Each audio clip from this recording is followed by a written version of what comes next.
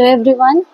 I am sorry कि इतने दिन तक स्टोरीज नहीं आ रही थी क्योंकि मैं थोड़ा बिजी थी। मैंने आपसे पहले ही कहा था कि स्टोरी शायद मंथली आएंगी, बट आपसे स्टोरी पर डे आएंगी, तो प्लीज़ स्टोरी देखिएगा और मुझे बताइएगा कि स्टोरी कैसी है।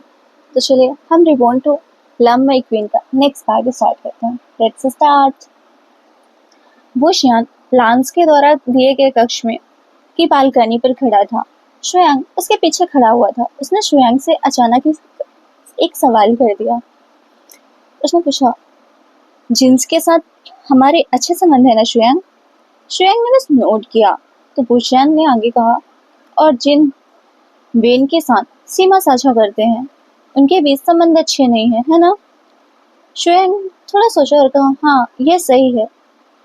किंग, जिन और वेन राज पर के बीच संबंध अच्छे नहीं है। जिन्स हमेशा से ही वेन्स पर हमला करना चाहते हैं क्योंकि उनकी तुलना में वेन एक छोटा राज्य है। तभी बुशियान ने कहा, जिन राज को पत्र भेजो और उन्हें आज रात ही वेन्स पर हमला करने के लिए कहो। यह सुनिश्चित करना कि पत्र 3 घंटे के भीतर उनके पास पहुंच जाना चाहिए। Okay king. यह कहकर वो बो किया और वहां से जाने ही वाला था।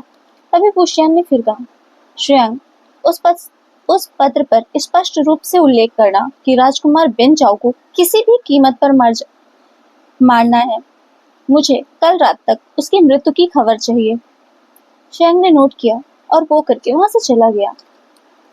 वहीं विंग ने अपने आप से कहा, I am sorry my butterfly, लेकिन तुम्हारे फियांसे को मरना होगा। मुझे पता है यह मेरा दूसरा मौका है, लेकिन मैं अपनी इस ऑब्सेसिव फीलिंग का कुछ नहीं कर सकता। वहीं दूसरी तरफ मैडम लान के कक्ष में लान वांगी ने चिल्लाते हुए कहा, मुझे यकीन नहीं हो रहा मदर, फादर ने हमारे दुश्मन को हमारे महल में हमारे साथ रहने की इजाजत कैसे दे दी? मैडम लान ने वांगजी को देखते हुए कहा, यह हमारे लोगों के लिए बेहतर है। युद्ध केवल विनाश लाता है वांगजी। तभी वांगजी ने कहा, जो कि उस किंग जियांग ने पहले ही कर दिया है। मदर, उसने हमारे राज्य के बहुत सारे लोगों को मार डाला है। वह क्रूर, निर्दयी, सनकी राजा है। हम उस पर भरोसा कैसे कर सकते हैं? मैडम लान ने वांगजी को अपने पास बिठाते हुए कहा, यदि शांति संधि पर हस्ताक्षर करने से हमारे लोगों का जीवन सुरक्षित हो सकता है तो उसमें क्या बुरा है? तभी वांगजी ने भी कहा, फादर जो चाहे कर सकते हैं, लेकिन मैं उस कमीने को कभी माफ नहीं करूंगा। उसने जो किया है उसके लिए मैं उससे दिल से नफरत करता हूँ।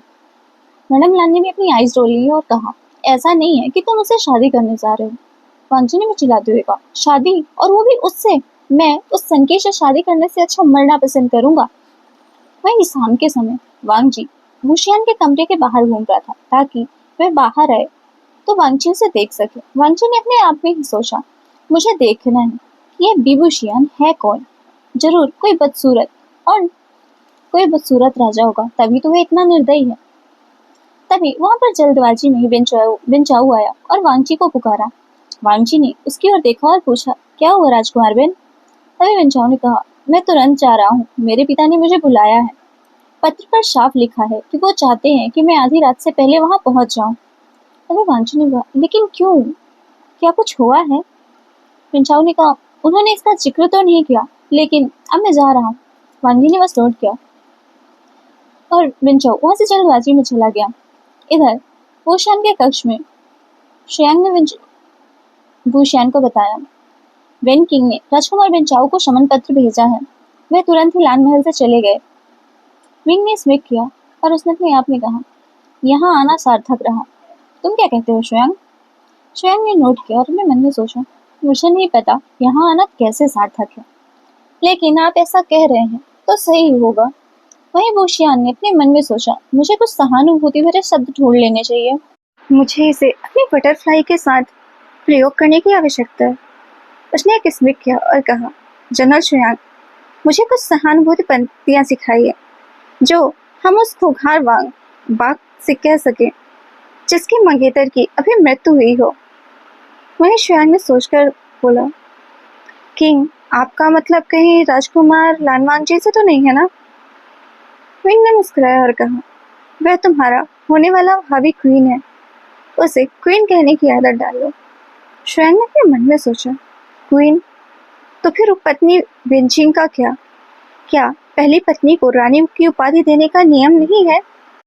वहीं भूषण वो अपने मन में सोच रहा था, आई एम सॉरी राजकुमार बंचाओ, मैं तुम्हारी लाइफ सेक्रीफाइस कर रहा हूँ, लेकिन प्यार और युद्ध में सब कुछ जायज़ है मेरे लिए।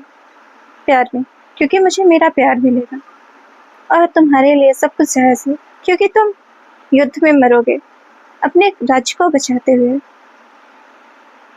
I am sorry Prince, but तुम हेड या टेल कुछ भी चूज करो, तुम्हें मरना होगा। तुम मेरे खिलाफ नहीं जीत सकते क्योंकि इस खेल में सिक्का और खेल दोनों ही मेरे हैं।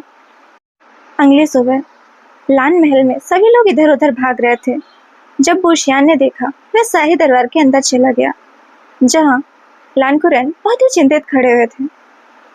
बुशियान उनके आगे गया और कहा, सुप्रभात अंकल। वहीं लानकुरन ने भी उसे गुड मॉर्निंग कहा, पर वो चिंतित थे। वहीं बुशियान ने ऐसा दिखाया जैसे उसे कुछ पता ही नहीं है। उसने कहा, क्या हुआ अंकल, क्या महल में कुछ हुआ है? मैंने देखा हर कोई इधर उधर भाग रहा है। लानकुरन ने थोड़ी हिचकिचाहट के बाद कहा, हाँ, हम अपने सैनिकों को बिन राज्य में भेज रहे हैं, वो युद्ध में है। जिन राज्य ने उनके खिलाफ युद्ध की घोषणा कर दी है। बुशियान ने स्मृत किया और कहा, ओ, मुझे खेद है कि मैं आपकी कोई सहायता नहीं कर सकता अंकल। वहीं लानकुरन ने वांगजी की ओर देखा, मतलब बुशियान की ओर देखा, पर बुशियान ने दुखी चेहरा बनाते हुए कहा, मैं आपकी मदद करने के लिए अपने सैनिक भेज देता, लेकिन मेरी सीजे की शादी राजकुमार जिन से हुई है, मैं कुछ नहीं कर सकता। वहीं लानकुरन ने एक गहरी सांस ली। तभी बुशियान ने कहा, आप चिंता मत करिए अंकल, मैं युद्ध रद्द करने के लिए अपने ब्रदर इन लॉ को पत्र जरूर भेजूंगा। वहीं लानकुरन को एक आशा की किरण नजर आई। उन्होंने कहा, अगर तुम ऐसा कर सकते हो, तुम उन्हें मना सकते हो, तो प्लीज ऐसा करो। मेरे दोनों बेटे पहले से ही बेन के समर्थन के लिए करने के लिए वहां गए हुए हैं। बुशियान, जिसके चेहरे पर स्मृत था, उसने कहा, मैं ऐसा करने की कोशिश करूंगा अंकल, आप चिंता मत करें। वह मुस्कुराते हुए वहां से चला आया। उसके बाद बुशियान अपने कमरे के अंदर गया और अपने नौकर से श्रेयांग को वहां बुलाकर लाने के लिए कहा। श्रेयांग जल्दबाजी में बुशियान के पास आया और उसे वो करते हुए कहा, आपने मुझे यहाँ क्यों बुलाया है? क्यों? विंग ने श्रेयांग की ओर देखा और बोला, जनरल शू मेरी क्वीन के भाई वेंस का समर्थन करने के लिए वहां गए हैं। ब्रदर इन लॉ को गुप्त रूप से पत्र भेजो और उनसे कहो कि राजकुमार बिनचाओ की मृत्यु के बाद लान प्रिंस को गिरफ्तार कर ले। श्रेयांग ने झुककर वो किया और कहा, ठीक है किंग। उसने अपने मन में सोचा, किंग, अब आप क्या करने की योजना बना रहे हैं? वहीं बुशियान ने यांग के पीछे छाया रक्षक को यथाशीघ्र वहां पहुंचने को कहा। उसने अपने मन में सोचा, अब आप खुद लानजान से मेरी शादी करने के लिए कहेंगे किंग लान। वहीं दूसरी ओर वांगजी अपनी माँ और अपने पापा को किसी बात के लिए मना रहा था। उसने कहा, प्लीज फादर, मुझे जाने दो। वहीं तभी लानकुरन ने कहा, तुम्हारे भाई वहाँ हैं डेजी, तुम वहाँ नहीं जा सकते, ये बहुत खतरनाक है। वांगजी ने अपनी प्लीडिंग टोन के साथ कहा, लेकिन आप हमेशा कहते हो मैं तलवार चलाने में बहुत अच्छा हूँ, मैं गगा आपकी तरह लड़ सकता हूँ, तो मुझे जाने दो ना। माँ, इन्हें बताओ ना। उसने अपनी माँ की ओर आशा भरी निगाहों से देखा। तभी मैडम लान ने कहा, तुम्हारे फादर सही कह रहे हैं डेजी। वांगजी ने लानकुरन के हाथों को पकड़ा और कहा, फादर प्लीज। पर कुरैन ने वांगजी के गालों को सहलाते हुए कहा, डेजी, फादर तुम्हारी हर विश को पूरी करते हैं, तो प्लीज इस बार अपने फादर की बात को सुनो, तो वहां नहीं जा सकते। वैसे भी राजा बुशियान ने हमें कहा है कि वह जिन को इस युद्ध को रोकने के लिए मना लेंगे। वांगजी थोड़ा शॉक्ड हुआ। उसने कहा, क्या वो जिन को जानता है? लानकुरन ने आश्वस्त करते हुए कहा, हाँ, उसकी बहन की शादी प्रिंस जिन के साथ हुई है। तो वांगजी ने भी कहा, फिर उससे कहो कि जिन को जल्दी मना ले, मैं और विनाश नहीं देखना चाहता। वहीं एक सडोगार ने एक पत्र को श्रेयांग को सौंपा और राजा को प्रणाम करके वहां से चला गया। श्रेयांग ने उस पत्र को पढ़ा तभी भूषण ने पूछा, क्या खबर है श्रेयांग? तो श्रेयांग ने कहा, राजकुमार बिनचाऊ मर चुका है और उन्होंने दोनों लान राजकुमारों को गिरफ्तार कर लिया है और यह खबर लान महल तक कल पहुंच जाएगी। बुशियान मुस्कुराया और उसने श्रेयांग से कहा, अपनी क्वीन के स्वागत की तैयारी करो। हम मेरी नई पत्नी के साथ कल जियांग राज के लिए रवाना होंगे। वहीं श्रेयांग उसने अपनी निगाहें नीचे करी, पर बुशियान खुद अपने मन में ही सोच रहा था, माय बटरफ्लाई, पिछले जन्म में हमारी शादी बहुत जबरदस्ती से हुई थी, लेकिन इस बार तुम्हारा पूरा परिवार हमारे साथ मौजूद रहेगा। क्या यह तुम्हारी किडनैपिंग से बेहतर नहीं है? अगले दिन शाही दरबार में लान राज्य के सभी नेता सेनापति से भरा हुआ था, जो कि बुशियान उनके लिए मेहमान था, साथ ही एक प्रसिद्ध राजा भी, इसीलिए उन्होंने उसे भी शाही दरबार की चर्चा में शामिल होने के लिए आमंत्रित किया था। बुशियान अपनी कुर्सी पर एक राजा की तरह बैठा था, जबकि श्रेयांग उसके पीछे खड़ा हुआ था। वहीं राज दरबार के मध्य में लान कुरन अपनी सीट पर बैठे थे। उन्होंने सभा को आगे बढ़ाने को कहा। तभी एक सैनिक वहां पर आया और वो अदालत के बीच में खड़े होकर वो करते हुए बोला, हमें विन राज्य से खबर मिली है। दुख की बात यह है कि राजकुमार बिनचाऊ मारे गए। वहीं लान कुरन को इस खबर ने थोड़ा हिला दिया, क्योंकि राजकुमार बिनचाऊ उनके बेटे का फियांसे था। कोर्ट में उपस्थित सभी लोग सदस्य यह समाचार सुनकर आश्चर्यचकित हो गए। राजकुमार बिनचाऊ उनके प्रिय राजकुमार के भावी पति थे। वहीं बुशियान यह सुनकर मुस्कुराया। मैडम लान, उसने अपने मुंह पर हाथ रखा, उसकी आंखें चौड़ी हो गई थी। तभी उस गार्ड ने अपनी अगली खबर सुनाई, और अगली बात यह है कि जिन राज ने हमारे दोनों बड़े राजकुमारों को गिरफ्तार कर लिया है। लान कुरन अपने बेटे की खबर सुनकर डर गए, लेकिन वे कायरों की तरह व्यवहार नहीं कर सकते थे। वे एक सख्त राजा की तरह अपने तख्त पर बैठे रहे। पर मैडम लान, वो चीख पड़ी। नहीं, उनकी आंखों में आंसू आ गए। उन्होंने लान कुरन की ओर देखा और कहा, हमारी सेना को भेजिए, उनके खिलाफ युद्ध की घोषणा करिए, उन्हें वापस लाओ, वो हमारे बेटे हैं।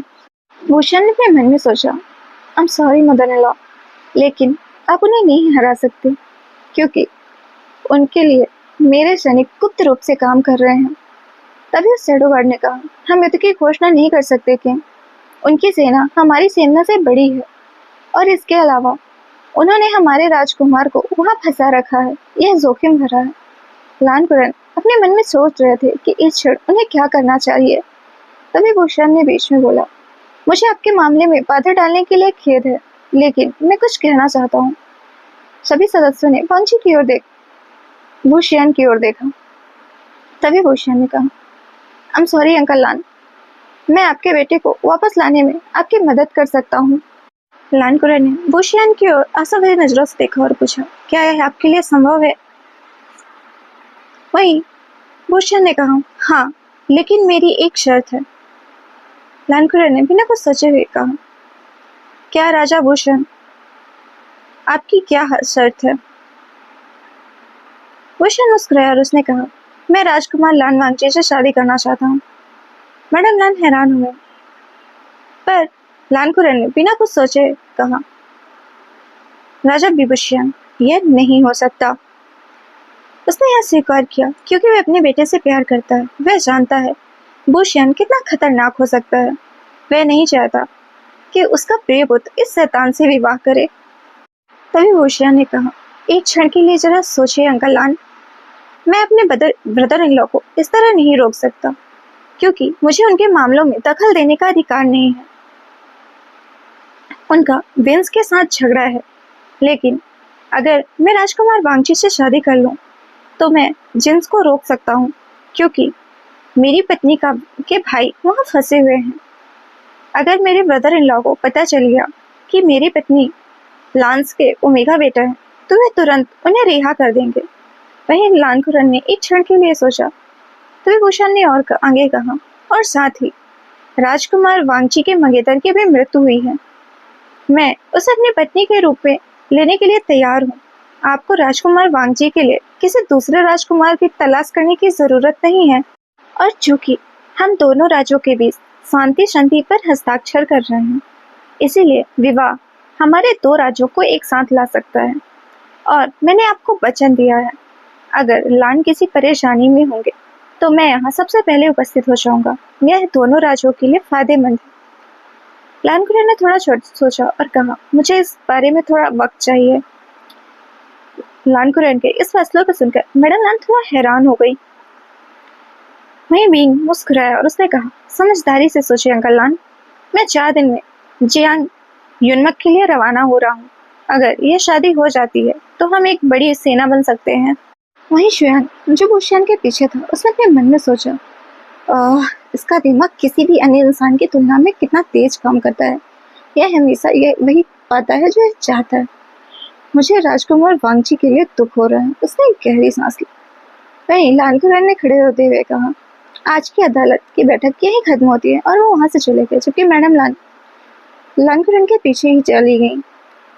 वहीं बोशियान वह अपनी सीट से उठ खड़ा हुआ और लानकुरन की लुप्त होती हुई आकृति की ओर देखने लगा और अपने मन में बोला, मुझे पता है आप अपने बेटों को वापस लाने के अन्य तरीकों के बारे में सोच रहे हैं, लेकिन माफ कीजिएगा फादर इन लॉ, आपका हर रास्ता केवल जियांग बुशियान तक ही समाप्त होगा। अपने प्यारे बेटे को मेरी दुल्हन बनाने के अलावा आपके पास और कोई रास्ता नहीं है। तो गाइस, आज के लिए बस इतना ही। आप मुझे बताइए, क्या वांची बुशियान से शादी करने के लिए तैयार होगा? ओके, आप करें। Bye bye.